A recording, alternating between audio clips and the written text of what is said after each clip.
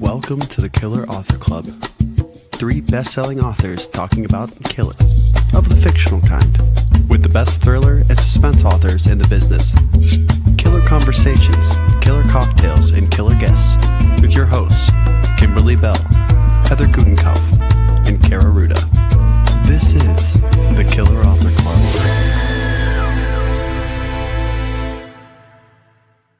Welcome to the Killer Author Club, your favorite haunt where fictional murder is encouraged, alibis are optional, and the hemlock is always in bloom. Before we officially welcome tonight's guest into the club, it's time for Killer Instinct. So, Gillian, no overthinking, no plotting, just answer, short, sweet, and deadly. All right, trust your instincts or trust the evidence? My instincts. Call the police or handle it yourself? I would probably call the police. Unknown caller or unexpected knock at the door? Unknown caller, for sure. For sure. Road trip partner would be a detective or a true crime podcaster? A detective. That's a hard one. They'd both be amazing. Lose your phone or lose the last chapter of your manuscript? Last chapter of my manuscript. 100 missed calls or one voicemail that starts with, "Don't panic." Voicemail, just about. What's harder, solving a murder or changing a tire? Changing a tire, I would say. Have your search history published or your first draft published? Oof, first draft. Might get arrested for the search history. Yeah, exactly. Oh my goodness. So Gillian, you survived the first test, but wait until you see what we have in store for you. I'm Killer Heather Gutenkopf. I'm Killer Gillian. Sorry. I thought one of the others was going to go. That's perfect. I'm Killer Kara Ruda. And I'm Killer Kimberly Bell. And everything we mentioned tonight, from giveaways to bonus podcast content to future guests, can be found at killerauthor.club.com or on our social media. Now let's get to the killing. Now, Kara, do you want to do the honors and introduce our killer guest? I would be happy to. We're so glad you're here. Tonight's show features a devious and dangerous killer. Gillian McAllister is the New York Times bestselling author of Reese's Book Club pick, Wrong Place, Wrong Time, the Richard and Judy Book Club pick, That Night, and the Read with Jenna Book Club pick, Caller Unknown, along with many others. She lives in Birmingham, England, and is also the creator and co-host of the popular Honest Authors podcast. So, Gillian, give us your best elevator pitch. Why should readers clear space in their beach bag for Caller Unknown this summer? You should read Caller Unknown this summer if you're the kind of person who, if your daughter is kidnapped and a ransom sent, you decide to deal directly with the kidnappers and do everything they say. Scary. So good. Yeah. So you guys, it's such a great book. We'll be answering questions in the comments and we'll be watching for great ones throughout the show. But first, Kimberly, what are we drinking? So tonight's drink is a mocktail margarita. Yum. Gillian, please tell us why you've chosen this as your drink tonight. Well, I'm not a drinker, so it's a mocktail, but somebody in my predecessor novel, Famous Last Words, has a margarita regularly throughout the manuscript, so that's why it sprung to mind. Love it. That was a great book too. Oh, thank you. Yes. All right. Well, cheers and congrats on another great read. Amen. Thank you so much. Cheers.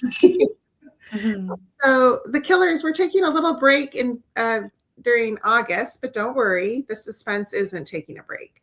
Starting next week, we'll be revisiting some of your favorite killer conversations on social media, beginning with fan favorite episodes featuring Geneva Rose and Robin Harding. Throughout August, keep an eye on our feeds for encore episodes that had readers showing up in droves, along with a few killer surprises along the way. Then in September, we're back with a lineup packed with incredible guests, including Charles Donnelly, Eric LaSalle, Tess Gerritsen, and Lisa Foley, and many more.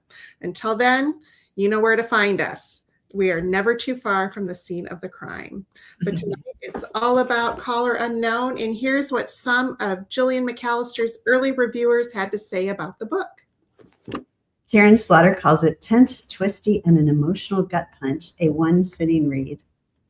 And BOOKLIST gave it a starred review and said, readers' favorite, back with a pulse-pounding thriller. This is a knockout. So impressive. So Gillian, we need to know the answer to this question. We are just dying to find out. And that question is, why do you kill? Well, within a manuscript, I never like to kill for like a spurious reason. So if my characters kill, it is always, I hope, where the reader can put themselves in their shoes. And even if they wouldn't do the same, they do understand it. So people don't kill for silly reasons in my book. And that's one of the rules I have with myself, that you can't just go mad and kill someone, or kill someone for revenge, or because you're angry in the moment. Like, it has to be like more grounded in reality than that for me. So they're thoughtful killings. Yes, exactly. Well thought out killings. I love it. Yes. Well, this was an incredible premise that just grabbed me from the beginning. Where did the spark come from for this one? I think it came from, I mean, recently in my fiction, in Famous Last Words and this one, and I do tend to write in kind of phases. I've been taking like really big action thriller kind of tropes and applying them to like a female lens. So in Famous Last Words, I took a siege where, you know, there was a big hostage negotiation, and I made it about a marriage. And in Caller Unknown, I took a ransom, which, you know, the subject of so many movies. But I tried to make it like applicable to a mother, rather than kind of the normal, you know, banknotes in swag bags and all of that. Like, I wanted it to be a really grounded kind of blow by blow account of a mother receiving a ransom and kind of learning how maybe she's the most dangerous person in the room because she would do anything to get her daughter back. It works really well. Okay, in the opening, Simone reflects on the idea that children are only ever on loan to you. Did that concept become one of the book's central themes as you wrote? Definitely. And, you know, Caller Unknown, like, it's a hard novel to talk about without spoiling it because there's quite a big twist early on. But really, it kind of became an analogy for the journey that parents go on, where you have to let your child go when they become an adult. And that, you know, that being kind of the point of parenthood. But I really enjoyed writing about that. I'd never really seen it kind of tackled in fiction, and I felt like I had a lot to say on it. Yeah. Did a great job. Yeah. Thank you. And Heather mentioned, you know, that the story opens with like this, well, you know, most kidnapping thrillers begin with a demand for money, right? But yours wasn't necessarily demand for money. But what interested you about a kidnapper who wants something far more complicated than just ransom payment?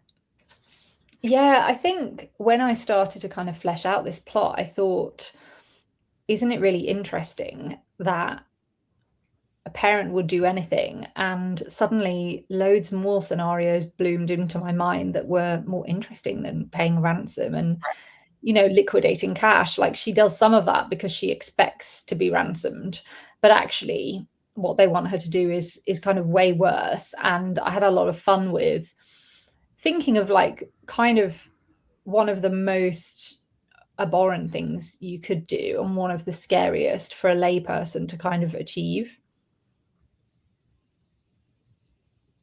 Yeah, definitely. Yeah, for sure. So did writing this novel kind of change that line for you of what you might do? What line you would draw in the in the sand as a mother? for justice or morality. Did that change as you wrote, or did you kind of already know how you would have handled this particular situation without giving? I don't really know how I would handle it now. I don't know if anyone really does. Mhm. You kind of just write the things that you hope would never happen to you, don't you? But I did really enjoy exploring, the different ways that men and women love their children and the kind of complexity of that. And I think in a way I was kind of learning myself what I thought about that and kind of stress testing it almost by thinking about what Simone's husband thinks about their child too, and kind of looking at it from that angle as well. Yeah. It would make for such a great book club discussion. Yes. There's just so many avenues that people can take in talking about this book, which makes it extra fun. And I think if it's a book club full of mothers, they would all have very strong opinions. Yes. Yeah, and reviewers do have strong opinions of it too. Like it's quite interesting to read the reviews. Some people would never do what she did. Some people kind of wither all the way. Mm-hmm. Interesting. Do you read all your reviews? Is that a normal thing that you do? It used to be. I do have too many these days to read, but I get a consensus for sure. And I completely understand the impulse not to read reviews. And, your mileage may vary because, some people just don't want to know. But I do get a consensus. And I definitely use that as my learning going forward. So you apply like whatever the consensus is when you're sitting down for your next novel? Yeah, and I think do I agree with it? Do I think it's fair enough? And, I think the skill set of wanting what you want to do as a writer versus what your reader wants you to do next, they are different things. And I think you can definitely read a work in progress and kind of reflect on that. Yeah. So are you a pantser or a plotter?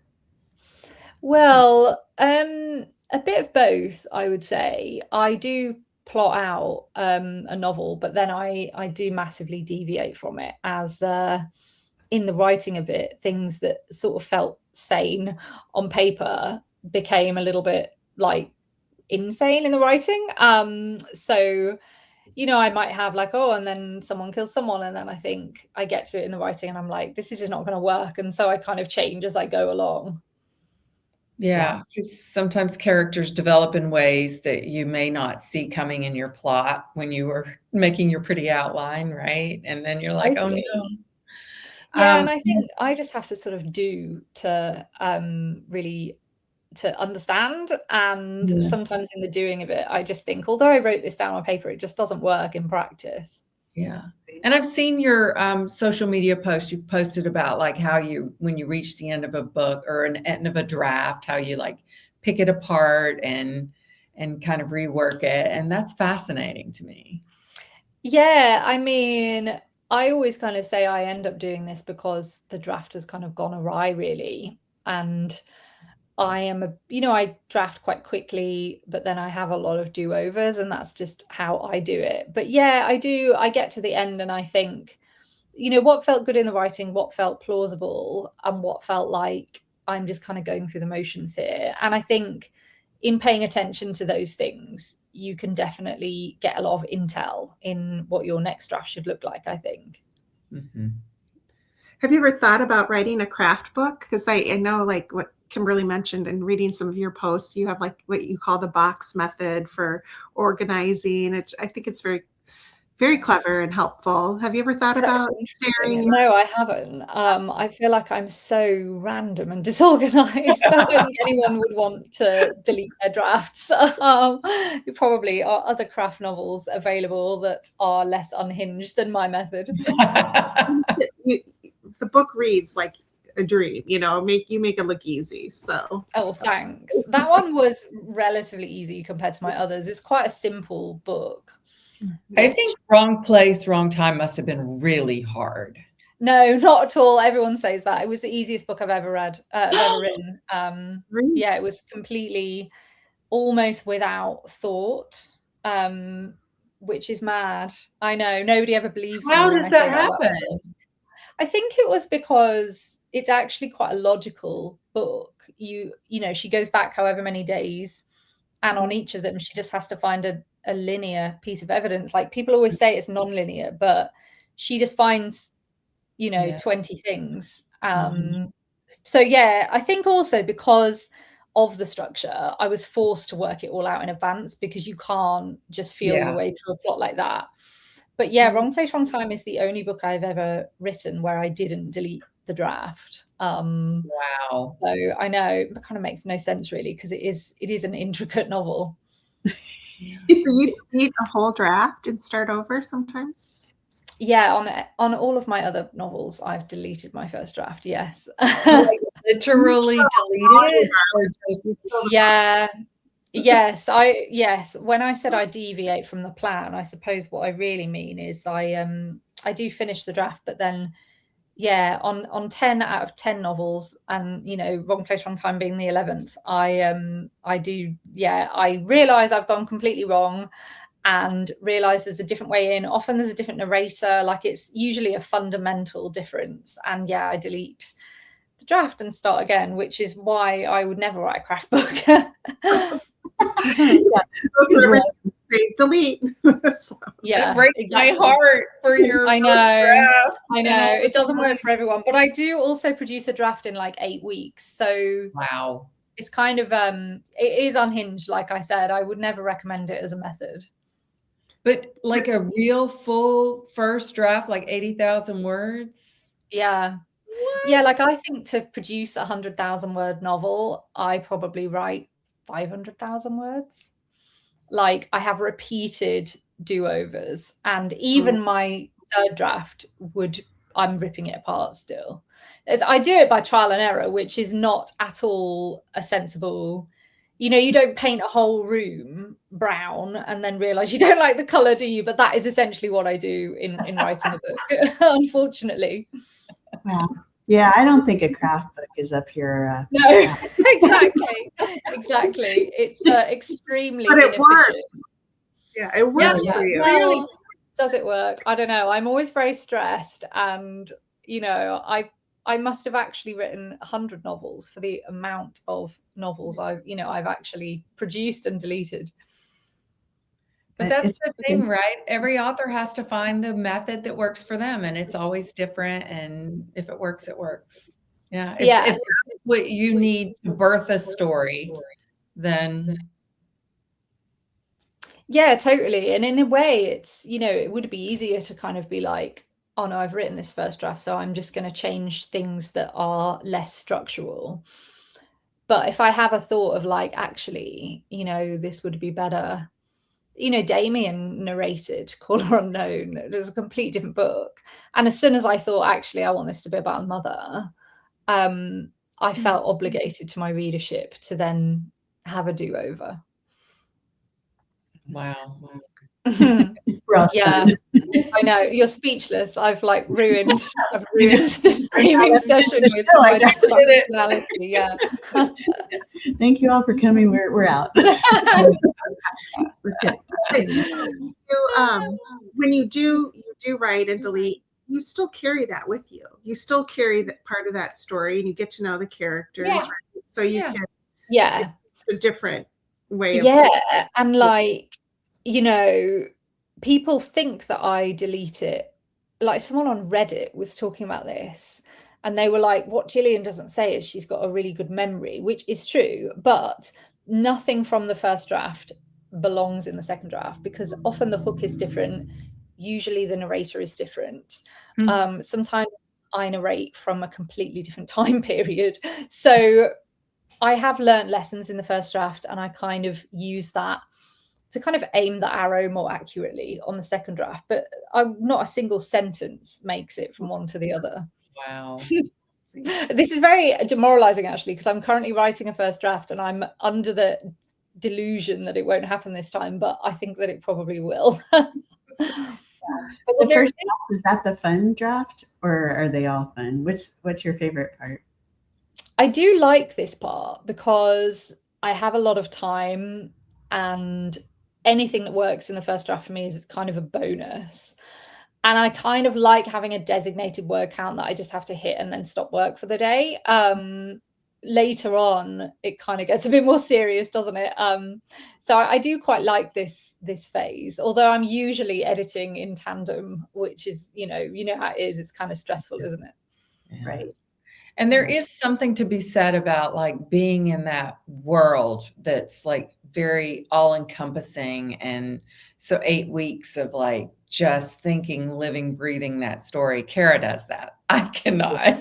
I But love like it. pounding it out. I actually know another one of my author friends does that too. And it's like you go into like this trance almost. Yeah, although I do that all year because I then get rid of it and I have to do it again and again. So I'm in this fugue state for 12 months of the year, unfortunately. Right. See, okay, again, that's the end of our show. No, I'm kidding. Yeah. We like writer, that's the message. It's so fun though. It's really it's so fascinating to me, like how different authors come to the same, like, I mean, here's a book, but how each Yeah. author has such a different process. I think me kind of tinkering in macro is the same as an author who is going over and over the same sentence for a whole afternoon. Like, we're kind of doing the same thing. I just do it in big lots and they're doing it in little lots, like Lisa Jewell writes, a lower word count, but she just kind of does it quite slowly and then gets it right first time. Right. Which is, yeah, it is. That's what I would choose. I mean, me too. I don't know. I kind of like your process, even though it seems really daunting. I guess I kind of do that, but not for a whole draft. I keep hold of my draft and then work on it. But yeah. So crazy. All right. Well, you guys, it's that time. We're giving away 3 copies of Caller Unknown to lucky US viewers. Doesn't matter where you're watching. We scour the comments everywhere we stream, but please make sure to shout out where you're from when you answer this question. When the phone rings with an unknown number, do you answer yes or no? This is a very tough one. Is that even a question? I guess it is. Yeah. So anyway, so go ahead and just answer yes or no, and then tell us where you're from. The Killers are big fans of independent booksellers and want to send them all the support we can. Gillian has chosen the Poison Pen in Scottsdale, Arizona as her bookstore tonight, one of our favorites. Gillian, tell us why you love this bookstore so much. Well, I partnered with them on signed editions, and which I think are all sold out now, but they're so great. Like, they're so up for like kind of me being like, I'm gonna like try and sell them on Instagram, and they're very like kind of technically proficient in that, and they kind of appreciate my readers coming through my Instagram direct to them. So yeah, they're really fabulous. Yeah, they are fabulous. All right, well, I will drop the link to Poison Pen in the comments for you, so you can order Caller Unknown and any others on your list. And writers of psychological suspense tend to read with a very particular eye, not just for pleasure, but for craft, inspiration, and occasionally permission to go even darker. So, Gillian, what's currently living on your killer bookshelf? And what has it done to your sleep schedule? Well, I read fairly widely within the genre. But one that stands out as just an amazing crime novel is a novel called The Death of Us by Abigail Dean. It's about the aftermath of a serial killer coming into a couple's home and what happens on that night. And years later, he's apprehended at trial, and the marriage has disintegrated. And it's about everything that happened after that night with kind of flashbacks to it. And it was just incredible, like so full of character and humanity. Like, I've never really read anything like it. That sounds great. I'm hooked. I'm going to check that one out. It was so good. Yeah. All right. And speaking of fabulous books, we have 2 new releases to celebrate tonight. First, we have Cloud Thief by Nathaniel Rich. Cloud Thief is a heist novel for a new era in which the most valuable things in life are virtual, privacy is a sick joke, and security is relative. Well, that's sad. After all is lost, what remains? Next, we have The Hope Keeper by Heather Webb.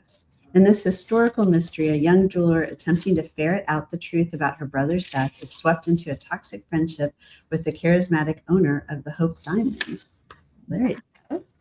Nathaniel is giving away 3 copies of Cloud Thief, and Heather is giving away 2 copies of The Hope Keeper, all to U.S. viewers. If you want in, tell us where you're from in the comments and make sure to let us know which book interests you. And because we're all about shamelessly plugging our own murdery fun, don't miss the Killer's latest reads. That's right. Kara's got We Were Never Friends, a sorority reunion that takes a very, very dark turn. And speaking of deadly parties, Heather's serving up the perfect host, an over-the-top gender reveal party that explodes in more ways than one. And Kimberly's taking you on a deadly European getaway to the canals of Amsterdam in the expat affair. And we want to say a big thank you to Book Reporter for sharing the murder you love. Stay up to date on bookish news and events at bookreporter.com. Well, Gillian, we have great news for you. You have survived the Killer Author Club. Woo! Thank you. It was a close one. So tell us where our listeners and viewers can find you. You can find me on Instagram at Gillian M Author, and on Facebook, if you search Gillian McAllister Author, I'm there too. And tell us about your podcast. Yes, I have a podcast slightly on hold at the moment as our schedules just got so busy, but it's called The Honest Authors, and it purports to be the only podcast that pulls the curtain back onto traditionally published best-selling novelists actually talking about things within the industry, so like foreign rights and film and TV options and stuff like that. And we kind of aim to educate those up and coming authors who, you know, are just starting out. Love it. Yeah, that sounds great. Amazing. All right. And that's a wrap on tonight's episode. Thanks for hanging out with us. Tonight's show drops Friday as a podcast with bonus content you won't hear here. Find the links to listen and download at killerauthorclub.com. And while you're there, sign up for our newsletter so you're the first to know about breaking news. Okay, and all of August long, we're going to be featuring replays of your favorite killers, plus tons of giveaways on Facebook and Instagram. So don't think we're not going to be here. We'll be here in spirit. Okay, and then we'll be back in full force on September 1st with Charles Donnelly and Behind Every Face. So for podcast, bonus content, merchandise, upcoming guests, and all things Killer Author Club, go to our website. And in the meantime, trust no one. Question everything. And keep turning pages. Good night. Thank you. Thanks, Gillian. That does it for tonight's show. Thank you for tuning in.